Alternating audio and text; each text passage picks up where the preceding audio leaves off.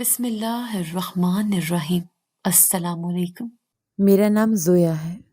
میری کہانی ایک عام سی لڑکی کی کہانی نہیں ہے۔ میں اپنے ماں باپ کی اکلوتی اولاد تھی۔ برسوں کی دعاؤں، منتوں اور مرادوں کے بعد اماں ابا کو میں ملی تھی۔ یہی وجہ تھی کہ وہ مجھے دنیا کی ہر خوشی دینا چاہتی تھی۔ میری ہر ضد، ہر خواہش، ہر خواب ان کے لیے حکم کا درجہ رکھتی تھی۔ اگر مجھے کسی کھلونے کی خواہش ہوتی تو ابا شہر کے آخری کونے سے بھی ڈھونڈ کر لے آتے۔ اماں کو میری پسند کا کھانا بنانے میں کبھی سستی محسوس نہ ہوتی۔ میں لاڈلی تھی، دل سے، جان سے۔ ہمارا گھر چھوٹا تھا مگر سکون سے بھرا ہوا۔ صبح اماں کی چائے کی خوشبو، ابا کی اخبار پڑھنے کی آواز، میری ہنسی، یہ سب ایک مکمل تصویر تھی۔ میں اکثر سوچتی شاید زندگی ایسی ہی رہتی تو کیا ہی بات ہوتی۔ شاید وقت وہیں رک جاتا تو میں ہمیشہ ان کی لاڈلی بنی رہتی۔ میرے ابا کو مجھ پر بہت مان تھا۔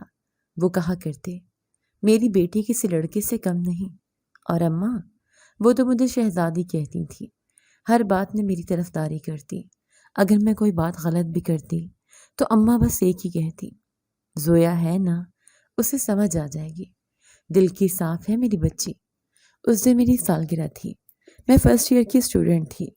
سادہ سا گھر تھا مگر اماں ابا نے اسے میری خوشی کے لیے جگمگا دیا تھا۔ گیندے کے پھولوں سے سجی دیوار، پنکھے پر لٹکتی رنگ برنگی جھنڈیاں اور کچن سے آتی بریانی کی خوشبو، سب کچھ میرے لیے تھا۔ ابا نے مجھے گلے لگا کر کہا، یہ لو بیٹا، تمہارے لیے تحفہ۔ میں نے آنکھیں چمکاتے ہوئے ڈبہ کھولا۔ ایک نیا مہنگا موبائل تھا۔ میری خوشی کا کوئی ٹھکانہ نہ تھا۔ ابا، یہ تو بہت مہنگا ہے، آپ نے کیوں اتنے پیسے خرچ کیے؟ بس تمہاری مسکراہٹ کے لیے بیٹا۔ اماں نے میری پیشانی چومی۔ ہماری دعا ہے تم ہمیشہ سلامت رہو۔ ہم نے ساتھ کیک کاٹا، تصویریں کھینچی اور ہنسی مذاق کیا۔ وہ لمحے جیسے تصویروں میں قید ہو گئے۔ ایسا لگتا تھا جیسے میری دنیا مکمل ہو گئی ہو۔ رات کو جب سب مہمان چلے گئے اور میں اپنے کمرے میں آئی تو ایک عجیب سا سکون دل میں تھا، مگر مجھے نہیں پتا تھا کہ یہی سکون بہت جلد میری زندگی سے ہمیشہ کے لیے چھن جائے گا۔ میں بستر پر بیٹھ کر نئے فون کو دیکھ رہی تھی۔ اس کی اسکرین جگمگا رہی تھی۔ میں نے سوشل میڈیا ایپس انسٹال کی، پرانی تصاویر دیکھی، پھر اچانک ایک میسیج آیا، کل کالج کے دروازے پر ملنا۔ میسیج ایک انجان نمبر سے تھا۔ میں ٹھٹک گئی، دل کی دھڑکن بے ترتیب ہو گئی۔ یہ کون ہو سکتا ہے؟ میں نے کوئی جواب نہیں دیا۔ سوچا ہوگا کوئی مذاق کر رہا ہے، مگر میسیج پڑھ کر عجیب سی بے چینی محسوس ہونے لگی۔ اگلے لمحے اس نمبر سے تصویر موصول ہوئی۔ جیسے ہی تصویر کھولی میری سانسیں رک گئی۔ تصویر میں تھی، ایک ایسی حالت میں جو میں نے کبھی دیکھی تک نہ تھی۔ میری آنکھیں حیرت سے پھیل گئی۔ تصویر دھندلی تھی مگر صاف ظاہر تھا کہ وہ قابل برداشت نہیں تھی۔ میرے ساتھ کوئی اجنبی شخص کھڑا تھا۔ میں نے ایک لمحے کو اپنے ارد گرد دیکھا جیسے یقین نہ رہا ہو کہ یہ حقیقت ہے یا کوئی بھیانک خواب۔ یہ کیا ہے؟ یہ کب کی ہے؟ یہ کون ہے؟ میں نے خود سے سوال کیا مگر کوئی جواب نہ ملا۔ میرے ہاتھ کانپنے لگے۔ میں نے موبائل بند کر دیا پر دل بند نہ ہوا۔ آنکھوں سے آنسو بہنے لگے جیسے کوئی طوفان اندر سے ابل رہا ہو۔ کمرے کی دیواریں تنگ پڑنے لگی۔ میں فوراً اماں کے کمرے کی طرف جانا چاہتی تھی مگر ایک قدم بھی نہ اٹھا سکی۔ اگر ابا نے یہ تصویر دیکھ لی؟ میری سانس رکنے لگی۔ ایک لمحے کو لگا جیسے دل سینے سے باہر آ جائے گا۔ مجھے ابا کے اعتماد کا خیال آیا، وہ جو کہتے تھے میری بیٹی پر مجھے دنیا سے زیادہ یقین ہے، اور میں ان سے کچھ بھی نہ کہہ پائی۔ فون دوبارہ بجا۔ اسکرین پر پھر وہی انجان نمبر چمک رہا تھا۔ میں نے کال کاٹ دی، موبائل بند کر دیا، لیکن جو خوف میرے دل میں بس چکا تھا اسے نہ کاٹا جا سکا نہ بند کیا جا سکا۔ اسی رات میری آنکھوں سے نیند روٹھ گئی۔ میں بس چھت کو گھورتی رہی اور سوچتی رہی کہ میری سالگرہ کا تحفہ میری زندگی کی سب سے بڑی سزا بننے والا تھا، اور مجھے بھی اندازہ بھی نہیں تھا کہ آگے کیا طوفان آنے والا ہے۔ پچھلی رات کی بے چینی کے باوجود میں اگلی صبح کالج جانے کے لیے تیار ہوئی۔ چہرے پر مسکراہٹ لانے کی کوشش کی مگر آنکھوں کے نیچے سوجن سب کچھ کہہ رہی تھی۔ اماں نے میری پیشانی کو چھوا۔ بخار تو نہیں ہے؟ چہرہ کیوں اترا ہوا ہے؟ میں نے نظریں چرائی۔ بس نیند کم آئی تھی۔ اماں نے کچھ دیر مجھے گھورا مگر پھر چپ ہو گئی۔ میں نے بیگ کندھے پر ڈالا اور باہر نکل گئی۔ باہر کی دنیا وہی تھی لیکن میرے اندر ایک طوفان بھر رہا تھا۔ ہر راہ چلتا شخص مجھے مشکوک لگنے لگا تھا۔ جیسے ہر کوئی جانتا ہو کہ میرے ساتھ کیا ہو رہا ہے۔ کالج کی راہ پر چلتے ہوئے میرا دھیان بار بار جیب میں رکھے فون کی طرف جاتا رہا، جیسے وہ فون میرے ہاتھ میں نہیں، میرے گلے کا پھندا بن چکا تھا۔ کلاسز میں بیٹھی رہی لیکن ایک لفظ دماغ میں نہیں بیٹھا۔ آنکھیں بار بار دروازے کی طرف جاتی، کہیں وہ نہ آ جائے جس نے میری نیند، میری ہنسی سب چھین لی تھی۔ لنچ ٹائم ہوا تو میں سب سے کٹ کر لان کے کونے میں جا بیٹھی۔ تبھی فون پھر سے وائبریٹ ہوا۔ اس بار نہ صرف میسج تھا بلکہ ایک اور تصویر بھی آئی تھی۔ یہ تصویر پہلے سے بھی زیادہ گندی تھی۔ اس میں میرا چہرہ واضح تھا۔ میں نے فوراً آنکھیں بند کر لی۔ دل کانپنے لگا۔ میسج تھا، اگر تم کل گیٹ پر نہ ملی تو یہ تصویر سب کو بھیج دوں گا، انسٹا، واٹس ایپ، تمہارے ابا کو، تمہارے کالج کے گروپ میں، ہر جگہ۔ میرے ہاتھ تھر تھر آ گئے۔ فون ہاتھ سے چھوٹ کر زمین پر گر گیا۔ میں نے گھبرا کر ادھر ادھر دیکھا، کوئی دیکھ تو نہیں رہا۔ ایک لمحے کو لگا جیسے میرے ارد گرد سب جانتے ہوں، سب ہنس رہے ہوں۔ میں نے فون اٹھایا، ایک خالی بینچ پر بیٹھ گئی۔ میں نے ٹائپ کیا، تم کون ہو؟ میرے ساتھ یہ سب کیوں کر رہے ہو؟ اس نے فوراً جواب دیا، میں وہ ہوں جو تمہاری زندگی برباد کر سکتا ہے۔ میرے ہاتھ کانپنے لگے، میرے قدم منو بھاری ہو گئے۔ شام تک میں بس خود کو سنبھالتی رہی۔ کسی دوست سے بات کی، نہ مما سے۔ میں نے سوچا کہ ابا کو بتاؤں، لیکن پھر دل میں ایک اندیشہ آیا، اگر ابا نے ایک نظر بھی ان تصاویر پر ڈال لی، ان کی نظریں مجھ پر سے بدل گئیں تو، اگر وہ یقین نہ کریں تو، اگر وہ مر جائیں۔ میں نے خود سے کہا، نہیں، ابھی نہیں، میں کچھ نہ کچھ کر لوں گی، خود ہی سنبھال لوں گی۔ اگلے دن صبح اٹھ کر سب سے پہلے فون چیک کیا اور وہی شخص پھر آن لائن تھا۔ اس نے لکھا، آج دوپہر تک اگر نہیں ملی تو تصویر اپلوڈ ہو جائے گی۔ میں نے دل کڑا کیا، نمبر بلاک کیا، پر اگلے ہی لمحے دوسرے نمبر سے میسج آیا، بلاک کر کے کیا بچے گی؟ میں تیری ہر حرکت پر نظر رکھ رہا ہوں۔ اس وقت مجھے یوں لگا جیسے کوئی سایہ میرے ساتھ ساتھ چل رہا ہے، ہر کھڑکی، ہر دروازے سے وہ جھانک رہا ہے۔ میں کمرے کے آئینے کے سامنے جا کر کھڑی ہو گئی۔ کیا واقعی یہ میں ہوں؟ میرے اندر جیسے ایک دراڑ آ چکی تھی۔ وہ یقین جو میرے والدین نے برسوں سے مجھ پر کیا تھا، وہ خود میرے دل سے ختم ہونے لگا تھا۔ دوپہر کو میں کالج نہیں گئی۔ میں نے بخار کا بہانہ بنا کر بستر پکڑ لیا۔ اماں بار بار کہتی رہی، چلو ڈاکٹر کے پاس چلیں۔ میں نے منہ لپیٹ کر جواب دیا، سو جاؤں گی تو ٹھیک ہو جائے گا۔ مگر سچ یہ تھا کہ میں کچھ بھی نہیں سوچ پا رہی تھی۔ میری ساری ہمت جواب دے گئی تھی۔ اسی رات جب میں اکیلی بیٹھی تھی، فون پھر بجا۔ ایک آڈیو میسج آیا۔ ہاتھ کانپتے ہوئے پلے کیا، اگر تم خاموش رہو گی تو ہم تصویر ایک ایک کر کے بھیجیں گے، مگر اگر تم آ جاؤ تو سب ختم ہو جائے گا، تمہیں کچھ نہیں ہوگا، صرف ایک بار مل لو۔ آواز بدلی ہوئی تھی پر دھمکی بالکل صاف تھی۔ اس کے ساتھ ایک اور تصویر بھی آئی۔ اس میں میری سالگرہ والی تصویر کے ساتھ وہ نازیبہ تصویر ایڈٹ کر کے جوڑی گئی تھی۔ میں نے جھنجھلا کر موبائل دیوار پر دے مارا۔ وہ نیچے فرش پر گرا۔ اس کی سکرین ٹوٹ گئی، پر مجھے کچھ سکون نہ ملا۔ رات بھر جاگتی رہی۔ دل میں ایک ہی سوال تھا، کیا یہ سب میری غلطی تھی؟ کیا واقعی میں ہی قصوروار ہوں؟ کمرے کی گھڑی کی سوئیاں چلتی رہیں مگر وقت جیسے رک چکا تھا۔ فون کی ٹوٹی سکرین سے بار بار نوٹیفیکیشن کی آواز آتی رہی۔ میری خاموشی اس کی ہمت بڑھا رہی تھی، اور میں، ایک لاڈلی بیٹی، اب ایک خاموش بلیک میل لڑکی بن چکی تھی۔ 2 دن کی ذہنی اذیت کے بعد میں نے فیصلہ کیا کہ نارمل رہوں گی، جیسے کچھ ہوا ہی نہیں۔ ابا کی نظروں میں کبھی شک نہ آیا تھا۔ میں اب بھی ان کی وہی بیٹی تھی، لیکن اندر کچھ ٹوٹ چکا تھا، اور یہ ٹوٹ پھوٹ میرے چہرے سے صاف نظر آ رہی تھی۔ صبح اماں نے سر پر ہاتھ رکھا، زویا، تم ٹھیک ہو؟ میں نے زبردستی مسکرا کر کہا، بس سب ٹھیک ہے۔ کالج جانے کے لیے میں نے دوپٹہ صحیح سے لپیٹا، بیگ کندھے پر ڈالا اور نکل پڑی۔ راستہ ہر دن جیسا تھا، مگر آج ہر چیز بدلی بدلی سی محسوس ہو رہی تھی، جیسے راستوں کی خاموشی بھی کچھ چھپانے کی کوشش کر رہی ہو۔ کالج کے گیٹ کے پاس پہنچی تو سامنے کالی گاڑی کھڑی تھی۔ گاڑی نئی نہیں تھی، مگر اس کا نمبر مجھے فوراً یاد آ گیا۔ یہ وہی نمبر تھا جو ایک بار تصویروں میں جھلک چکا تھا۔ میں ساکت ہو گئی، دل کی دھڑکن تیز ہو گئی۔ میں نے فوراً رخ موڑا اور اندر کی طرف بڑھ گئی۔ سوچا بس گیٹ پار کر لوں، سب محفوظ ہو جائے گا، لیکن شاید وہ انتظار میں ہی تھا۔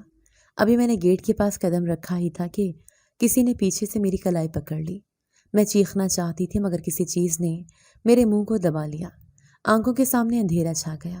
ایک عجیب سی بو تھی، جیسے کوئی بے ہوش کرنے والا کیمیکل ہو۔ میری ساری طاقت جیسے چند لمحوں میں ختم ہو گئی۔ زمین میرے قدموں سے کھسک گئی، آوازیں مدھم ہو گئی۔ میں نے بس اتنا سنا، چپ چاپ لے جا اسے، وقت ضائع نہ ہو۔ پھر اندھیرا چھا گیا۔ جب ہوش آیا تو سب کچھ اجنبی تھا۔ کمرے کی چھت لکڑی کی تھی، دیواریں ادھ کھلی، گرد سے بھری ہوئی، کوئی کھڑکی نہیں، صرف ایک بند دروازہ۔ میرے آس پاس خاموشی تھی، مگر عجیب سی ہولناک خاموشی، جیسے کچھ چھپا ہوا ہو۔ میں نے اٹھنے کی کوشش کی تو احساس ہوا میرے پاؤں میں کچھ بھاری بندھا ہوا ہے۔ زنجیر، ایک سادہ سی لوہے کی زنجیر جو کسی کیل سے زمین میں جمی ہوئی تھی۔ یہ کہاں ہوں میں؟ دروازے کے پیچھے سے کسی کے چلنے کی آہٹ آئی، پھر وہی آہٹ آہستہ آہستہ قریب آتی گئی۔ دروازہ کھلا، 2 افراد اندر آئے۔ دونوں نے نقاب پہنے ہوئے تھے۔ ان میں سے ایک کے ہاتھ میں پلیٹ تھی، دوسرے کے ہاتھ میں بوتل۔ پہلا بولا، روٹی کھا لو، تمہیں کچھ نہیں کہا جائے گا اگر تم سیدھی رہو۔ میں خاموش بیٹھی رہی، نظریں جھکائے، آواز پہچانی سی لگی، لیکن کچھ واضح نہ ہوا۔ تم لوگوں نے مجھے کیوں اغوا کیا؟ اگر پیسے چاہیے تو میرے ماں باپ اتنے امیر نہیں ہیں، زمینیں بھی بس معمولی سی ہیں، کچھ نہیں ملے گا تمہیں۔ دوسرے نے ایک طنزیہ کہکا لگایا، ہمیں جو چاہیے وہ ہمیں مل گیا ہے۔ پہلا شخص کھانا رکھ کر باہر چلا گیا۔ دروازہ بند ہوا، میں اکیلی رہ گئی۔ کمرے میں روشنی کم تھی، لیکن اتنی تھی کہ میں دیواروں کی دراڑیں دیکھ سکتی تھی۔ ایک کونے میں مٹی کا ایک مٹکا پڑا تھا، شاید پینے کے پانی کے لیے۔ میں نے زنجیر کو ہلایا، وہ مضبوطی سے جمی ہوئی تھی۔ پاؤں میں تکلیف ہونے لگی، لیکن میں برداشت کرتی رہی۔ رات ہونے لگی تو باہر کچھ ہلچل سنائی دی، شاید وہی 2 افراد تھے۔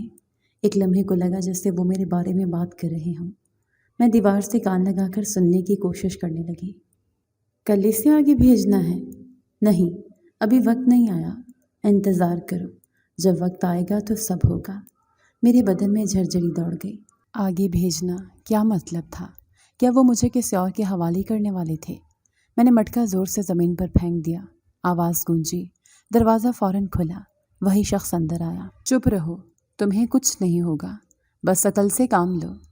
مجھے گھر جانا ہے، میرے ماں باپ بہت پریشان ہوں گے، لوگ باتیں بنا رہے ہوں گے، پلیز مجھے جانے دو۔ میں نے پہلی بار زور سے کہا۔ اس نے میرے قریب آ کر کہا، جو تمہارے ماں باپ کو کھا گئی اسے گھر واپسی کا حق نہیں۔ میں پتھر کی ہو گئی۔ اس جملے نے مجھے جکڑ لیا تھا۔ مجھے اب یقین ہونے لگا کہ یہ سب صرف اغوا نہیں ہے، اس کے پیچھے کچھ ذاتی، گہرا اور بہت خطرناک ہے۔ اگلے دن جب میں بیدار ہوئی تو دروازہ بند تھا، کمرہ ویسا ہی، مگر ذہن کچھ واضح ہونے لگا تھا۔ مجھے کچھ کرنا تھا، صرف انتظار سے کچھ نہیں بدلنے والا تھا۔ اب لڑنا تھا، کچھ سوچنا تھا۔ یہ خاموشی زیادہ دیر برداشت نہیں ہونے والی تھی۔ کمرے میں روشنی کم تھی اور وقت کا کوئی اندازہ نہیں ہو رہا تھا، نہ دن کا پتہ چلتا نہ رات کا، صرف وہی بند دروازہ، زنجیر کی ٹھنڈی دھات اور خاموشی جو دیواروں میں سرایت کر چکی تھی۔ 2 دن ہو چکے تھے یا 3، میں اب شمار کرنا بھول چکی تھی۔ کھڑکی نہ ہونے کے باعث سورج کی روشنی نظر نہیں آتی تھی، صرف رات کے وقت کچھ ہوا کی آوازیں آتی تھیں، جیسے کوئی درخت ہو جو باہر کہیں جھول رہا ہو۔ روزانہ ایک وقت عام آتا، وہی 2 نقاب پوش اندر داخل ہوتے، ایک خاموشی سے پلیٹ رکھتا، دوسرا دور کھڑا رہتا، جیسے بس نگرانی کے لیے ہو۔ اس دن بھی ایسا ہی ہوا۔ دروازہ کھلا، سفید کپڑوں میں لپٹا شخص پلیٹ لے کر اندر آیا۔ دوسری طرف کھڑا دوسرا نقاب پوش صرف میری طرف گھورتا رہا۔ میں نے پلیٹ کو دیکھا تک نہیں، بس زنجیر کی طرف اشارہ کرتے ہوئے کہا، میرے پاؤں زخمی ہو گئے ہیں، یہ زنجیر کھول دو، میں کہیں نہیں بھاگوں گی۔ پہلا نقاب پوش کچھ دیر چپ رہا، پھر جھک کر میرے زخم دیکھے۔ ہمیں تمہاری تکلیف کی پرواہ نہیں، ہمیں جو چاہیے وہ تم ہو۔ میں چیخی، میرے ماں باپ کو تم سے کچھ نہیں چاہیے، ان کے پاس کچھ نہیں ہے، ہم کوئی رئیس لوگ نہیں، تم جو بھی مانگو گے وہ نہیں دے سکیں گے، بس چھوڑ دو۔ سفید نقاب والے نے زور سے کہکا لگایا، یہ بات بار بار کیوں کہتی ہو؟ ہم تمہارے ماں باپ سے کچھ نہیں مانگ رہے، ہم نے جو مانگا ہے وہ تم خود ہو۔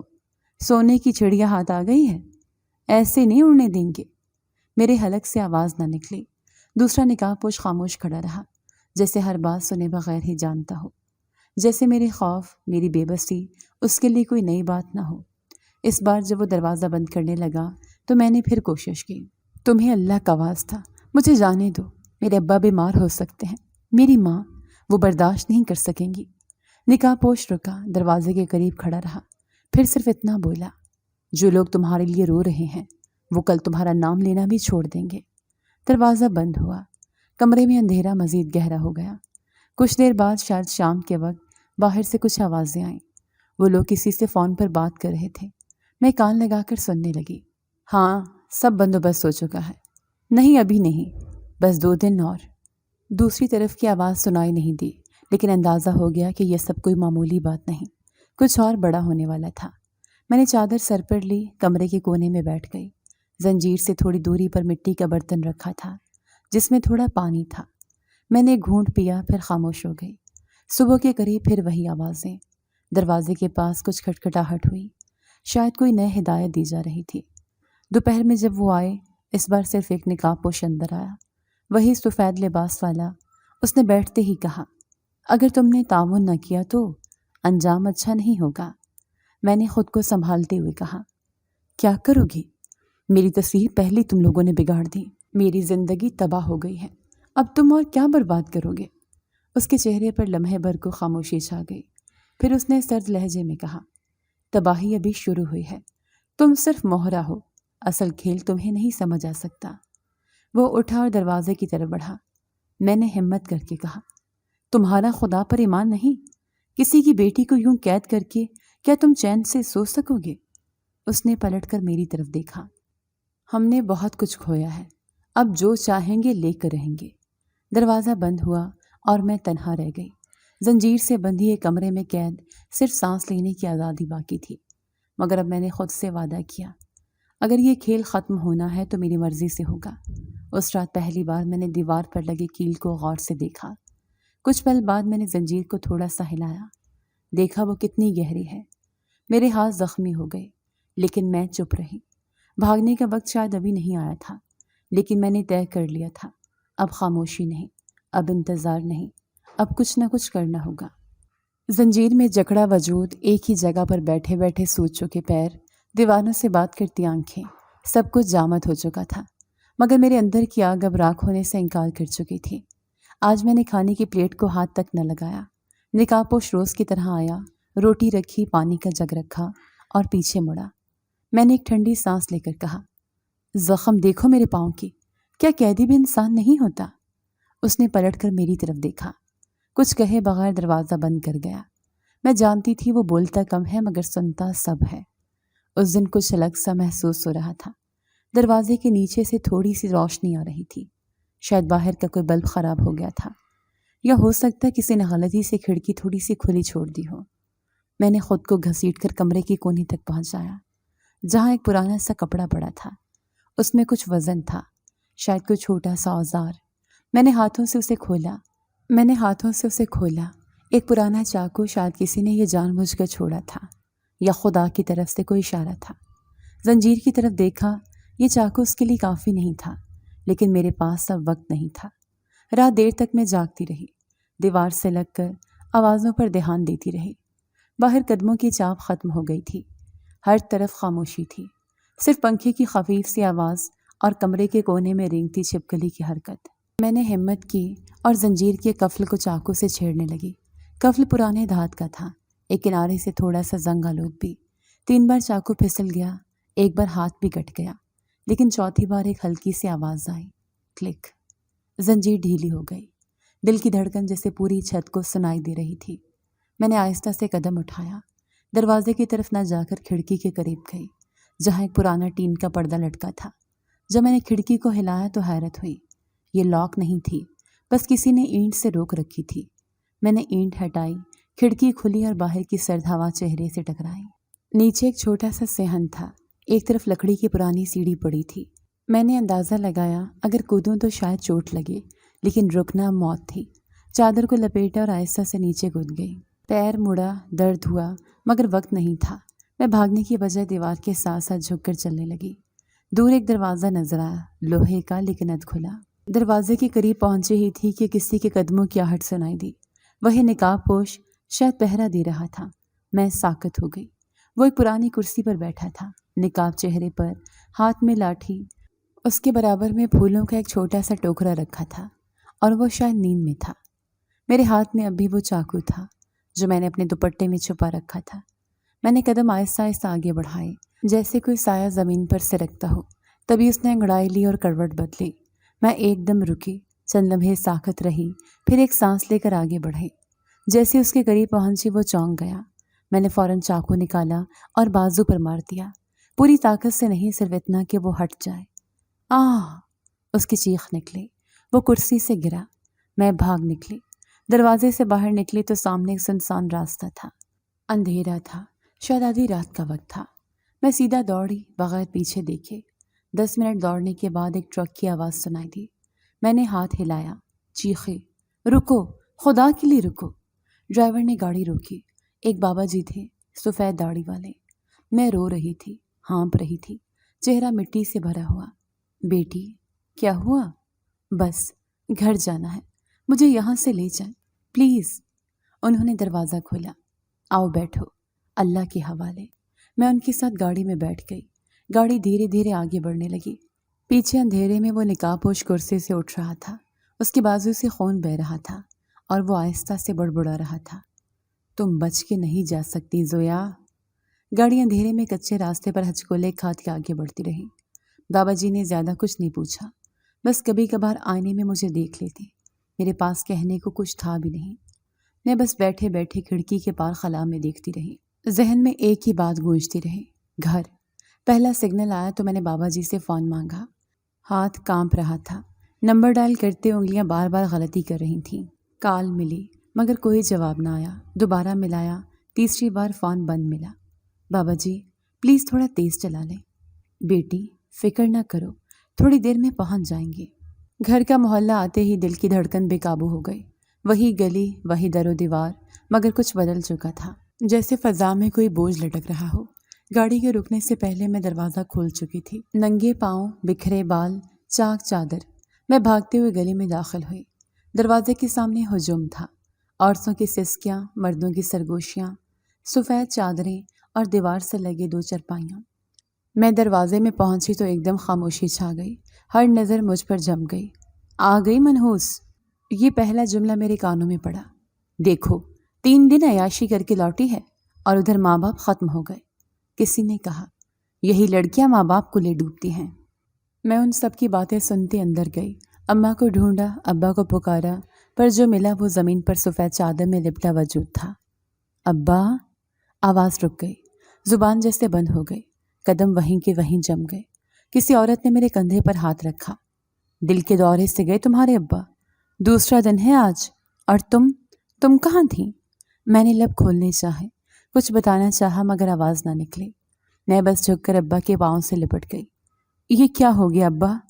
میں آ گئی ہوں، اب تو اٹھ جاؤ نا۔ کسی نے کہا، ابا کو لے بیٹھی یہ، بدنامی سے دل بیٹھ گیا اس کا۔ ایک طرف اماں نیم بے ہوش بیٹھی تھی، کسی عورت کے کندھے سے لگی، آنکھیں خالی، ہونٹوں پر جنبش نہیں۔ میں دوڑی، اماں کو گلے لگایا۔ اماں مجھے دیکھو، میں زندہ ہوں، واپس آ گئی ہوں۔ اماں میں نے کچھ غلط نہیں کیا۔ انہوں نے مجھے پہچانا ہی نہیں، نظریں مجھ پر تھیں مگر جیسے دل کہیں اور جا چکا تھا۔ چند لمحوں بعد انہوں نے بس اتنا کہا، ابا چلا گیا، اب میں بھی جا رہی ہوں زویا۔ میں نے ان کے ہاتھ تھام لیے۔ نہیں اماں، آپ کو کچھ نہیں ہوگا، میں یہاں ہوں، دیکھیں میں آ گئی ہوں۔ مگر جیسے وہ صرف اسی لمحے کا انتظار کر رہی تھی۔ اسی رات اماں کی بھی حالت بگڑ گئی، دوا بھی دی، ڈاکٹر بھی آیا، لیکن اماں کے دل نے ساتھ چھوڑ دیا۔ اگلے دن میں ایک اور جنازے کو کاندھا دیتی رہی۔ 2 دن میں میرا سب کچھ مٹی میں دفن ہو چکا تھا۔ لوگوں نے مجھ پر ترس نہیں کیا، کسی نے نہیں پوچھا میں کہاں تھی، کیسے بچی۔ بس الزام تھا، تانا تھا، شک تھا۔ بد کردار لڑکی، باپ کے جنازے کے وقت لاپتہ تھی۔ ماں تو پہلے ہی صدمے سے مری، یہ رہی صحیح کسر نکال گئی۔ موبائل والی نسل کا یہی حال ہے۔ میں سب کچھ سنتی رہی، کبھی چھت کی طرف دیکھتی، کبھی زمین پر نظریں گاڑ لیتی، کچھ جواب نہ دیا۔ تدفین کے بعد چچا نے کہا، زویا اب تم کہاں رہو گی؟ ہمارے پاس تو پہلے ہی تنگی ہے۔ میں نے جواب نہ دیا۔ تبھی نانی آگے بڑھیں۔ میں لے جاؤں گی اپنی بچی کو، جس کی پرورش کی ہے، اسے یوں در بدر نہیں چھوڑ سکتی۔ نانی کا ہاتھ تھام کر میں گھر سے نکل گئی۔ پیچھے وہی ہجوم، وہی نظریں، وہی جملے۔ نانی کے ساتھ رہنے لگی مگر محلے والے وہاں بھی خاموش نہ رہے۔ دیکھو وہی لڑکی آ گئی ہے جس کے آنے سے ماں باپ ختم ہو گئے۔ رات کو جب سب سو جاتے میں چھت پر آ کر آسمان کو دیکھتی، ہر ستارہ مجھے ابا کی آنکھ لگتا جو خاموشی سے مجھے تکتا رہتا۔ میرے پاس اب صرف خاموشی تھی، بس ایک سوال رہ گیا تھا جو میری زندگی برباد کر گیا۔ کیا وہ ابھی آزاد گھوم رہا ہے؟ نانی کے ساتھ زندگی کا ایک نیا باب شروع ہوا، مگر یہ باب بھی پہلے صفحات کی طرح خالی اور ادھورا تھا۔ وہی زویا تھی، مگر اب چہرہ بدل چکا تھا۔ چپ لگ گئی تھی۔ نانی نے اپنے طور پر مجھے سنبھالنے کی بہت کوشش کی۔ صبح صحن میں جھاڑو لگاتی ہوتی تو آواز دیتی، زویا ناشتہ کر لو، چائے ٹھنڈی ہو جائے گی۔ میں آ کر چپ چاپ بیٹھ جاتی۔ وہ کہتی، بیٹا تمہارے ابا اماں چلے گئے، مگر تم اب بھی سانس لے رہی ہو۔ یہ زندگی اللہ نے بچائی ہے، اس کی کوئی وجہ ہوگی۔ میں ان کے الفاظ پر بس سر ہلا دیتی۔ جواب دینا میری عادت نہیں رہا تھا۔ گھر چھوٹا تھا، نانی کے ساتھ چچا کا بیٹا ریحان بھی اکثر آتا رہتا، لیکن زیادہ وقت ان کی بیویوں کی آنکھیں مجھ پر لگی رہتی، جیسے میں ایک چلتی پھرتی تذلیل تھی۔ ایک دن کچن میں برتن دھو رہی تھی کہ ممانی کی آواز آئی، امی جان کسی شریف گھر کی بیٹی ایسے 3 دن غائب نہیں ہوتی، آپ تو اٹھا کر لے آئیں جیسے کوئی جائیداد کا کاغذ ہو۔ نانی نے تلخ لہجے میں کہا، وہ میری بیٹی کی بیٹی ہے، ماں باپ کی وفات کے بعد میں نہ رکھتی تو کیا در بدر پھرتی؟ مما نے ہنسی، یہ تو ویسے بھی ہر در پہ جانے کی عادی لگتی ہے۔ میں نے برتن دھونا بند کیا، خاموشی سے کمرے میں چلی گئی۔ ہر دن یہی ہوتا، کبھی برتن دھوتے، کبھی کپڑے سکھاتے، کوئی نہ کوئی جملہ آ کر دل پر چوٹ لگا دیتا۔ چچا نے ایک دن نانی سے کہا، زمین کی کاغذات میرے پاس ہیں، زویا کا حصہ بھی دیکھ لیں گے، بس اس سے کہیے ہمارے معاملات میں دخل نہ دے۔ نانی نے ان سے کہا، جو کچھ اس کے باپ کا تھا وہ اس کا حق ہے، کوئی احسان نہیں۔ چچا نے ہنس کر جواب دیا، حق کے لیے کردار بھی صاف ہونا چاہیے اماں، محلے والے کیا کیا نہیں کہہ رہے۔ میں اس وقت پردے کے پیچھے کھڑی سب سن رہی تھی۔ وہ زمین جسے ابا نے میرے لیے محفوظ رکھا تھا اب میری کمزوری بن چکی تھی۔ نانی نے ضد کی کہ میں تعلیم جاری رکھوں۔ پنڈی میں داخلہ کروایا۔ میں نے بھی خود کو پڑھائی میں مشغول رکھنے کی کوشش کی، لیکن یہاں بھی سکون کہاں تھا۔ ہاسٹل میں اکثر لڑکیاں سرگوشی کرتی، یہی ہے نا وہ لڑکی جس کے ماں باپ اس کے کارناموں کی وجہ سے مر گئے۔ فیس بک پر اس کی کوئی تصویر وائرل ہوئی تھی کسی لڑکے کے ساتھ۔ میں ہر بار نظریں جھکا لیتی، لیکن ان باتوں کی گونج دماغ میں رہتی۔ ایک دن کلاس میں بیٹھے ہوئے ایک لڑکی نے پاس آ کر کہا، تم زویا ہو نا جو چکوال سے آئی ہے؟ میں نے سر ہلایا۔ اس نے سوالیہ انداز میں پوچھا، سچ میں ایسا کچھ تھا؟ میرے پاس جواب نہیں تھا، میں بس خاموش رہی۔ ایک اور دن کینٹین میں کھانا لیتے ہوئے ایک لڑکے نے مذاق اڑایا، منحوس بریانی کھا رہی ہے، دیکھو کہیں بریانی بھی مر نہ جائے۔ میں نے ہاتھ سے پلیٹ چھوڑ دی، وہ نیچے جا گرے، چاول فرش پر بکھر گئے۔ گھر آئے تو نانی نے پوچھا، کیا ہوا بیٹا، چہرہ کیوں اترا ہوا ہے؟ میں نے صرف اتنا کہا، بس تھک گئی ہوں۔ نانی نے میرے بال سہلاتے ہوئے کہا، کبھی کبھی سچ خود نہیں بولتا، وقت کو بولنے دو، وہ سب کو دکھا دے گا کہ سچ کیا ہے۔ ایک دن میں کتابوں کے بیچ بیٹھی تھی جب ایک پرانا وائس میسیج دوبارہ سنائی دیا، وہی آواز، وہی دھمکی۔ میں نے فون پر ریکارڈنگ کو بار بار سنا۔ کمرے میں بیٹھے ہوئے اچانک میری نظر ریحان کے واٹس ایپ سٹیٹس پر گئی۔ ایک سفید کرتا، وہی ہاتھ پر بندھی پٹی، وہی گاڑی کی بیک گراؤنڈ۔ کچھ جوڑنے لگی، کچھ یاد آنے لگا۔ ریحان وہی تھا، یا شاید دل میں ایک سرد لہر دوڑی، مگر میں نے ابھی کسی کو کچھ نہیں بتایا۔ ابھی مجھے اندازہ ہو رہا تھا کہ میرا قصور شاید صرف اتنا تھا کہ میں بیٹی تھی اور کسی کو یہ وراثت منظور نہیں تھی۔ اسی رات میری نیند معمول سے مختلف تھی۔ پنڈی کی گرمی اور ذہنی بوجھ کے باوجود میں جیسے کسی انجانی خاموشی میں ڈوب گئی تھی۔ کمرے کی دیواریں ساکت تھیں، باہر پنکھا ٹک ٹک کے کر رہا تھا، اور میں نہ جانے کب آنکھیں بند کر کے کسی اور وقت میں داخل ہو گئی۔ میں نے خود کو ایک پرانی گلی میں پایا، وہی گلی جس میں بچپن میں اماں کے ساتھ بازار جایا کرتی تھی۔ ہر دکان بند تھی، دروازے ادھ کھلے، فضا میں ایک سناٹا۔ میں آگے بڑھی تو سامنے ابا کھڑے تھے، سفید شلوار قمیض، مسکراہٹ وہی، مگر آنکھوں میں کچھ عجیب سا درد۔ ابا! وہ خاموشی سے میرے قریب آئے۔ میں نے آگے بڑھ کر ان کے ہاتھ تھامنے چاہے، مگر ہاتھوں سے ہوا سے پھسل گئی۔ بیٹی، انہوں نے صرف اتنا کہا، ابا آپ کہاں چلے گئے تھے؟ مجھے چھوڑ کر کیوں چلے گئے؟ میں بے قصور تھی، مجھے یقین تھا آپ یقین کریں گے۔ انہوں نے سر جھکایا، جیسے سب جانتے ہوں، پھر میری طرف دیکھ کر بولے، میں جانتا ہوں تو بے قصور ہے، میری بیٹی ایسی نہیں ہو سکتی۔ میری آنکھوں سے آنسو بہنے لگے۔ ابا، سب الزام لگا رہے ہیں، سب کہتے ہیں میں نے شرم دلا دی، آپ کو مار دیا۔ اماں کو لی بیٹھی۔ وہ تھوڑی دیر خاموش رہے، پھر دھیرے سے بولے، دشمن اب بھی تیرے آس پاس ہے، جس نے یہ سب کیا وہ آزاد ہے، پر بیٹی اب وقت آ گیا ہے کہ تو خود اپنے سوالوں کا جواب تلاش کرے۔ کون ہے ابا؟ کوئی اپنا ہے کیا؟ ابا نے آنکھیں بند کر لی، ان کی آواز مدھم ہونے لگی۔ کبھی کبھی دشمن بہت قریب ہوتا ہے، اتنا قریب کہ ہم اسے پہچاننا نہیں چاہتے۔ اتنا کہہ کر وہ پیچھے مڑ گئے۔ میں انہیں روکنے لگی، مگر ان کے قدم دھند میں چھپتے چلے گئے، جیسے وہ وقت کے ساتھ غائب ہو رہی ہوں۔ ابا، میں نے چیخ کر پکارا۔ اگلے لمحے میری آنکھ کھل گئی۔ کمرے میں اندھیرا تھا، پسینے سے شرٹ بھیگ چکی تھی، سانس تیز تھی اور دل کی دھڑکن بے قابو۔ کچھ لمحے لگے یہ سمجھنے میں کہ وہ خواب تھا۔ نانی باہر صحن میں بیٹھی تھی، شاید تہجد کے لیے جاگی ہوئی تھی۔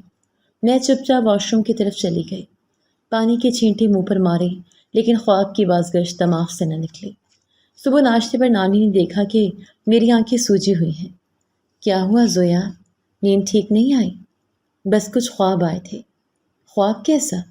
ابا آئے تھے، کچھ کہہ رہے تھے۔ نانی نے سر جھکا لیا۔ کبھی کبھی مرنے والے سچ بتانے آتے ہیں۔ کیا کہا انہوں نے؟ یہی کہ میں بے قصور ہوں اور دشمن اب بھی میرے آس پاس ہے۔ نانی کچھ لمحے چپ رہیں، پھر بولی، تو پھر اب اس خواب کو ہلکا نہ لینا۔ خواب جب سچ بولے تو آنکھیں بند نہیں کرنی چاہیے۔ اس دن میں کلاس میں بیٹھی تھی، مگر دھیان کہیں اور تھا۔ ہر آواز، ہر چہرہ، ہر حرکت مجھے مشکوک لگنے لگی تھی۔ ریحان کا واٹس ایپ سٹیٹس، وہ سفید کپڑے، بازو پر پٹی، گاڑی، سب ایک دوسرے سے جڑنے لگا تھا۔ لیکن کیا خواب صرف خواب تھا یا سچ کا آئینہ؟ اسی رات سونے سے پہلے میں نے نانی کے بکسے سے ابا کی دی ہوئی پرانی ڈائری نکالی۔ ہر صفحہ ان کی تحریر سے بھرا ہوا تھا۔ کچھ صفحات میں زمین کا ذکر تھا۔ زیادہ حصہ زویا کے نام ہوگا، وہی ہماری وراثت کو سنبھالے گی۔ میں نے نانی سے پوچھا، ابا نے زمین میرے نام کیوں کی تھی؟ نانی نے میری آنکھوں میں دیکھتے ہوئے کہا، کیونکہ ان کا یقین تھا کہ تو امانت سنبھالنے والی ہے۔ میں نے دھیرے سے کہا، تو شاید اسی یقین کو توڑا گیا ہے۔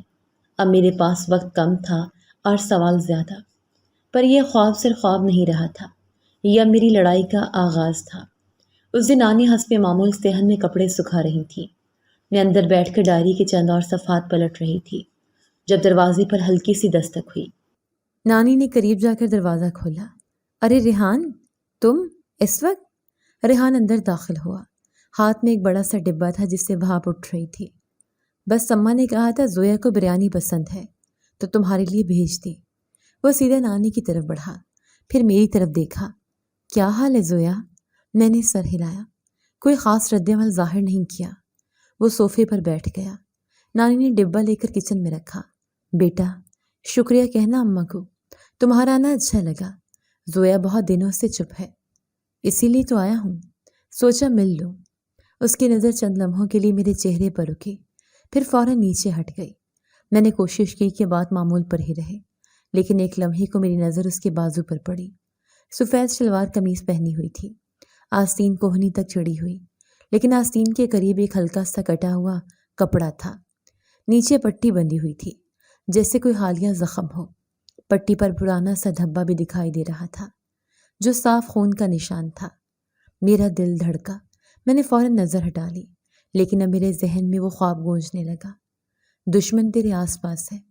ریحان نے میری خاموشی بھانپتے ہوئے بات بدلی۔ ویسے نانی اماں، زویا کو واپس پڑھائی پر توجہ دینی چاہیے، زندگی وہیں سے شروع ہوگی۔ نانی نے اس بات میں سر ہلایا۔ میں نے تو اسے کئی بار کہا، اب ذرا وقت بہتر لگے تو دوبارہ پنڈی بھیجوں گی۔ چلو اچھا ہے، زویا کو اب کسی خوف میں جینے کی ضرورت نہیں، جو ہو گیا وہ بھولنا ہی بہتر ہے۔ میں نے اس کی آنکھوں میں دیکھا، ایک لمحہ، بہت مختصر سا لمحہ، جب اس کی نظر میری آنکھوں سے ٹکرائی۔ وہ نظر نہ عام تھی نہ مانوس، اس میں ایک دباؤ تھا، جیسے کچھ چھپانے کی کوشش ہو۔ اس نے ہاتھ سے آستین کھینچ کر نیچے کر لی۔ اچھا نانی، میں چلتا ہوں، بریانی ضرور کھا لینا، اور ہاں زویا، اگر کچھ بھی چاہیے ہو تو بتا دینا۔ تمہاری پٹی کس وجہ سے ہے؟ میرے منہ سے اچانک نکل گیا۔ وہ رک کر بولا، بس کچھ دن پہلے موٹر سائیکل سے گرا تھا، چھوٹا سا زخم ہے، فکر کی بات نہیں۔ پھر اس نے زبردستی مسکرانے کی کوشش کی اور دروازے سے نکل گیا۔ میں وہیں کھڑی رہ گئی، جیسے کچھ بے نام سا بوجھ میرے کندھوں پر آ گیا ہو۔ نانی اندر آئی۔ کیا ہوا؟ ایسے کیوں دیکھ رہی ہو؟ کچھ نہیں نانی، بس وہ پٹی عجیب سی لگی۔ حادثہ کہہ رہا ہے، پر تم کیوں پوچھ رہی ہو؟ میں نے بات بدل دی۔ بریانی رکھ لیں، بعد میں کھاؤں گی، ابھی نیند آ رہی ہے۔ کمرے میں آ کر دروازہ بند کیا، کچھ لمحے اسی کمرے کے دائرے میں چکر لگاتی رہی، پھر بیگ سے وہی خنجر نکالا جو میں اس دن فرار ہوتے وقت لے کر آئی تھی۔ اس پر ہلکی سی خوش خون کی تہ اب بھی جمی تھی۔ خنجر کی نوک کو میز پر رکھا، اس کے سائے نے کپ کپاہٹ سی پیدا کر دی۔ پھر موبائل اٹھایا اور وائس ریکارڈر آن کیا۔ میں نے سرگوشی میں کہا، ریحان، اگر تو وہی ہے تو اب کھیل ختم ہونے والا ہے۔ اسی وقت مجھے یاد آیا، نکاح پوش کی گاڑی، اس کا قد، اس کی چال، اور سب سے بڑھ کر وہ سفید شلوار قمیض جو اس رات روشنی میں ایک لمحے کو چمکی تھی۔ سب کچھ اب جڑنے لگا تھا، لیکن شک کافی نہیں تھا۔ اب مجھے ثبوت چاہیے تھا، اور سچ، وہ جو میری بے بسی میں دفن ہو چکا تھا، اب زندہ کرنے کا وقت آ گیا تھا۔ میں نے فیصلہ کر لیا تھا، اب یہ معاملہ صرف شک کا نہیں رہا تھا، سچ کو بے نقاب کرنے کا وقت آ چکا تھا۔ مگر میں جانتی تھی محض جذبات سے کچھ حاصل نہیں ہوگا۔ ریحان چالاک تھا، بات چیت میں نرمی، چہرے پر معصومیت، لیکن اندر کچھ اور ہی تھا۔ رات دیر تک جاگتی رہی، موبائل پر پرانے میسیجز، کال لاگ اور اس دن کی تصویریں دوبارہ دیکھی۔ کچھ دھندلے سے کلپس تھے جو اس نقاب پوش کے موبائل سے بھیجے گئے تھے۔ ایک دو ویڈیوز بھی تھیں، مگر چہرے واضح نہیں تھے۔ اگلے دن پنڈی واپس جانے کا بہانہ بنایا، نانی کو بتایا کالج سے کچھ ضروری کاغذات لینے ہیں، ایک دن میں لوٹ آؤں گی۔ نانی نے میرے ماتھے پر ہاتھ رکھا، بیٹی کچھ چھپا رہی ہو؟ نہیں نانی، بس اب پڑھائی پر دوبارہ دھیان دینا ہے۔ نانی نے خاموشی سے سر ہلایا۔ میں پنڈی پہنچی تو سیدھا ہاسٹل نہیں گئی، ایک پرانے دوست کی مدد سے ایک رپورٹر سے ملاقات طے کی۔ وہ ایک علاقائی نیوز چینل میں کام کرتا تھا، نام تھا وقاص ندیم۔ ملاقات ایک چھوٹے سے کیفے میں ہوئی۔ میز کے کونے پر بیٹھا، کیمرہ اور نوٹ پیڈ ساتھ رکھے، وہ میرے چہرے کا جائزہ لے رہا تھا۔ آپ وہی زویا ہیں نا جس کی گمشدگی کی خبر چند ماہ پہلے وائرل ہوئی تھی؟ میں نے اس بات میں سر ہلایا۔ میں چاہتی ہوں کہ کچھ ثبوت اکٹھے کروں، مگر بغیر شور شرابے کے۔ وقاص نے کافی کا گھونٹ لیا۔ اگر آپ سچ بول رہی ہیں تو ہم آپ کی مدد کریں گے، لیکن یاد رکھیں جو کچھ بھی کرنا ہے قانونی دائرے میں رہ کر کرنا ہے۔ میں نے موبائل نکالا۔ یہ کچھ پرانے میسیجز ہیں، کچھ وائس نوٹس اور تصویریں، لیکن چہرہ صاف نہیں ہے۔ البتہ میں جانتی ہوں کہ وہ شخص میرا کزن ریحان ہے۔ کیا آپ کے پاس کوئی بھی چیز ہے جو اسے ڈائریکٹلی اس کیس سے جوڑ سکے؟ ابھی نہیں، لیکن میں اس کے رابطوں میں نظر رکھ سکتی ہوں، اس کی فون کالز، لوکیشن اور واٹس ایپ ایکٹیویٹی بھی۔ پھر ہمیں ڈسکریٹ سرویلنس شروع کرنا ہوگا۔ میں ایک IT دوست کو شامل کرتا ہوں جو فون مانیٹرنگ میں ماہر ہے، لیکن آپ کا بہت احتیاط سے چلنا ہوگا، ریحان کو شک بھی نہ ہو۔ میں نے ہاتھ بڑھا کر کہا، تیار ہوں۔ اگلے 3 دن میں نے ہاسٹل میں قیام رکھا۔ نانی کو یہی کہا کہ فائنلز کی تیاری ہے۔ دراصل ان دنوں میں روزانہ ریحان کے لوکیشن اور سوشل میڈیا سٹیٹس چیک کر رہی تھی۔ اس کا ایک نمبر تھا جس پر وہ عمومی طور پر گھر والوں سے بات کرتا تھا، مگر ایک دوسرا نمبر بھی سامنے آیا جس سے وہ مسلسل کسی سے رابطے میں تھا۔ وہ نمبر کسی بھی نام سے محفوظ نہیں تھا، بس ورک کے نام سے محفوظ تھا۔ وقاص نے اس نمبر پر فوکس کیا۔ یہی اصل سراغ ہو سکتا ہے۔ اگر ہمیں اس نمبر کے ذریعے کچھ مل گیا تو کیس بن سکتا ہے۔ اسی دوران وقاص کی ٹیم نے ریحان کی گاڑی کی ریکارڈنگ حاصل کی، جو قریبی گلی میں CCTV پر قید ہوئی تھی۔ اس رات جب مجھے اغوا کیا گیا تھا، ویڈیو میں واضح تو کچھ نہیں تھا، لیکن نمبر پلیٹ کے پہلے 4 ہندسے نظر آ گئے تھے۔ یہ کافی نہیں ہے، مگر آغاز ہے، وقاص نے کہا۔ اب ہمیں کال ریکارڈز درکار ہیں۔ ماہر نے بتایا کہ اگر ہم ایک IT مخصوص سافٹ ویئر کے ذریعے اس کے سیکنڈری نمبر سے کال سنیں تو شاید ہمیں کوئی ریکارڈنگ مل جائے، لیکن اس کے لیے کم از کم ایک بار تمہیں اس کے فون کے قریب ہونا پڑے گا، وقاص نے کہا۔ میں نے ہاں میں سر ہلایا۔ اس سے کوئی شک نہیں ہے، میں موقع نکال لوں گی۔ اگلی شام نانی کے گھر واپسی ہوئی۔ ریحان وہیں تھا، صحن میں بیٹھا چائے پی رہا تھا۔ کیا بات ہے زویا، واپس آ گئی اتنی جلدی؟ بس کاغذات مل گئے، پڑھائی کا ارادہ بدل گیا ہے، میں نے مسکرا کر کہا۔ اس نے فون میز پر رکھا اور کہا، اچھا ہے، گھر میں سب کو تمہاری عادت ہو گئی ہے۔ میں نے چائے کا کپ اٹھایا، اسی لمحے میرا دل تیزی سے دھڑکا۔ ریحان کا فون ان لاک تھا اور وہ خود اندر پانی لینے چلا گیا۔ میں نے وکاس کو پہلے سے سگنل دیا ہوا تھا۔ اس کے آئی ٹی ساتھی نے میرے موبائل پر انسٹال ایک ایپ کے ذریعے چند سیکنڈ میں مخصوص ریکارڈنگ فائلز کا بیک اپ کھینچ لیا۔ اب فیصلہ قریب تھا۔ اب جھوٹ اور سچ کے بیچ کی دیوار بس لمحوں کی مہمان تھی۔ وکاس کی ٹیم نے اگلی صبح ساری فائلز کمپیوٹر پر منتقل کر لی۔ میں ان کے ساتھ نیوز آفس میں تھی۔ سامنے اسکرین پر ریحان کے فون کی ریکارڈنگز چل رہی تھیں۔ ایک آڈیو کلپ میں وہ کسی سے کہہ رہا تھا، بس تصویریں اپلوڈ کرنے کی نوبت نہ آئے، میں خود اسے ڈرا دوں گا، وہ ڈری ہوئی ہے، بس ابھی جائیداد کی بات دبانے دو۔ وکاس نے اسپیکر بند کیا اور میری طرف دیکھا۔ اب اس پر کارروائی ہو سکتی ہے، تو میں FIR درج کروانی ہوگی۔ میں نے تھوڑی دیر سوچا، پھر اس بات میں سر ہلایا۔ اگر اب بھی نہ کی تو کل کوئی اور لڑکی اس بربادی سے گزرے گی۔ وکاس نے لاہور کے ایک وکیل سے رابطہ کروایا۔ اس نے مکمل قانونی راستہ بتایا۔ میں نے تفصیل سے اغوا، بلیک میلنگ، تصویریں، دھمکیاں اور ریحان کے خلاف شواہد جمع کیے۔ ہم تھانے پہنچے تو پہلے پہل پولیس والوں نے عام رویہ رکھا۔ لڑکیوں کا مسئلہ ہے، گھر میں ہی سلجھا لو، خاندان کی عزت کا سوال ہے۔ وکاس نے ڈرون ویڈیو، فون ریکارڈنگز اور گاڑی کے نمبر پلیٹ کی فوٹیج پیش کی۔ افسر کا رویہ یکدم بدلا۔ یہ سنگین جرم ہے، مکمل تفتیش ہوگی۔ رپورٹ درج ہو گئی، مقدمہ باضابطہ رجسٹر ہوا۔ اسی شام وکاس نے مجھے پیغام دیا، کل ریحان کو بلایا جائے گا، خبردار گھر والوں کو کچھ نہ کہو، کہیں معاملہ خراب نہ ہو جائے۔ میں نے نانی سے بس اتنا کہا، کالج کا کیس ہے، کل دوبارہ پنڈی جانا ہوگا۔ نانی نے کچھ نہیں پوچھا، بس میرے ہاتھ پر ہاتھ رکھا۔ جو کر رہی ہو نیکی میں ہو، اللہ تمہارے ساتھ ہے۔ اگلی صبح جب ریحان نانی کے گھر آیا تو وہ عام دنوں جیسا ہی تھا، سفید لباس، معمول کی مسکراہٹ۔ زویا، ناشتہ کر لیا؟ آج اماں نے آلو کے پراٹھے بھیجے ہیں۔ نہیں کھایا، بھوک نہیں ہے۔ اسی دوران اس کے موبائل پر کال آئی۔ وہ باہر گیا، مگر چند ہی لمحوں بعد دروازہ پر پولیس کی گاڑی رکی۔ 2 اہلکار اترے، ایک کے ہاتھ میں پرچہ تھا۔ ریحان احمد خان، آپ کو اغوا، بلیک میلنگ اور دھمکیوں کے الزام میں گرفتار کیا جا رہا ہے۔ ریحان نے ایک دم کہکا مارا، کیا بکواس ہے؟ کیا ثبوت ہے تمہارے پاس؟ وکاس بھی وہیں پہنچ چکا تھا۔ اس کے ہاتھ میں فولڈر تھا۔ یہ رہا موبائل ڈیٹا، ریکارڈنگ، گاڑی کی ویڈیو اور وہی وائس نوٹ جو آپ نے ورک والے نمبر سے بھیجے تھے۔ ریحان کا رنگ فک ہو گیا۔ اس نے میری طرف دیکھا۔ تم نے میرے خلاف؟ میں نے نگاہ ہٹائے بغیر کہا، میں نے کچھ نہیں کیا، تم نے جو کیا وہی تمہارے خلاف گواہ بن گیا۔ پولیس نے اسے ہتھکڑی لگائے۔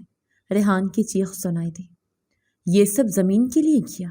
تمہارے ابا نے میرے ہاتھ سے سب چھینا تھا، میرے ابا نے مجھے حق دیا تھا، تم نے وہ حق چھیننے کی کوشش کی۔ ریحان کو گاڑی میں بٹھایا گیا، دروازہ بند ہوا اور سائرن کے ساتھ وہ روانہ ہو گئے۔ نانی باہر آ گئی۔ کیا ہو رہا ہے زویا؟ یہ سب کیا تھا؟ میں نے خاموشی سے ان کا ہاتھ تھاما۔ اب سب ٹھیک ہو جائے گا نانی۔ اس رات پہلی بار میں نے خود کو آئینے میں دیکھ کر مسکرایا۔ سچ کا چہرہ بے نقاب ہو چکا تھا، پردہ اٹھ چکا تھا۔ عدالت کی عمارت کے باہر سناٹا تھا۔ میں نانی کا ہاتھ تھامے احاطے میں داخل ہوئی۔ چند رپورٹرز اپنی جگہ کھڑے تھے۔ وکاس سائڈ پر کھڑا مجھ سے نظریں ملاتے ہی آگے بڑھا۔ آج آخری پیشی ہے، تم نے جتنا صبر کیا شاید ہی کوئی کر پاتا۔ میں نے صرف اتنا کہا، اب چاہتی ہوں سب کچھ ریکارڈ پر آ جائے۔ کمرہ عدالت میں جج اپنی نشست پر بیٹھ چکے تھے۔ ریحان سامنے ملزموں کے کٹہرے میں کھڑا تھا، چہرہ اسپاٹ، نگاہیں نیچی، اور وکیل اس کے پاس بیٹھا سرگوشی میں مصروف تھا۔ میری نظر اس کے زخم والے بازو پر پڑی۔ اب وہاں صرف ایک دھندلا سا نشان تھا، لیکن حقیقت وہ نشان نہیں، اس نیت میں تھی جو اس نشان سے بھی زیادہ گہری تھی۔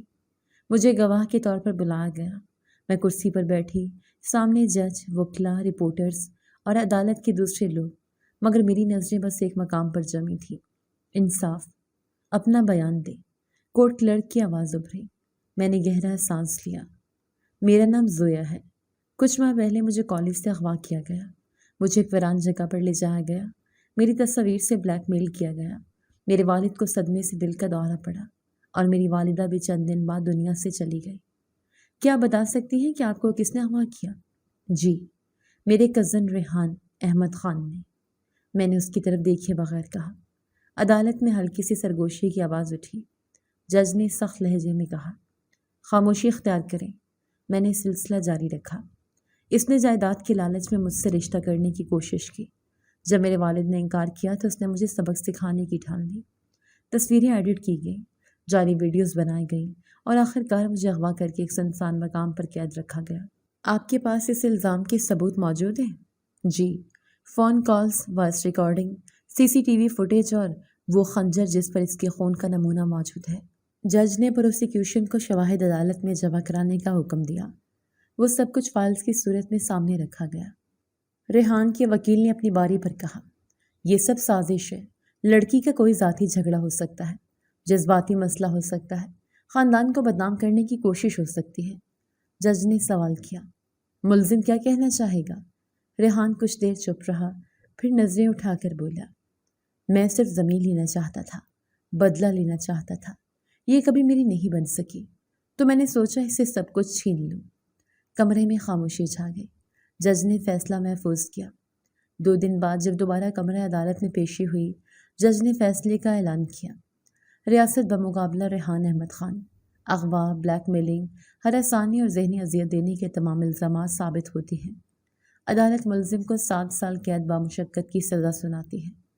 کمرہ عدالت میں سناٹا تھا۔ ریحان کو ہتھ کڑی لگائی گئی۔ وہ کچھ کہے بغیر پولیس کے ساتھ چل دیا۔ وکاس میرے پاس آیا۔ تم نے انصاف لے لیا، میں نے ہلکی سی مسکراہٹ کے ساتھ کہا۔ ابا کا دیا اعتماد واپس لے آئی۔ گھر واپسی پر نانی صحن میں تسبیح کر رہی تھی۔ مجھے دیکھ کر بولی، کیا ہوا؟ فیصلہ آیا؟ میں ان کے قدموں میں بیٹھ گئی۔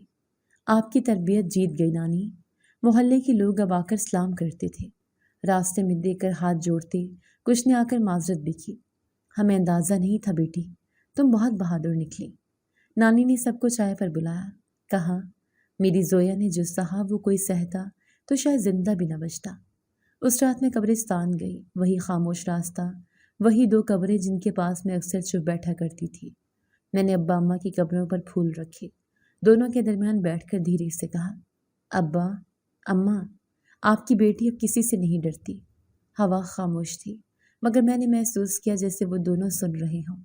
ظلم کے خلاف خاموشی ظالم کو مضبوط کرتی ہے۔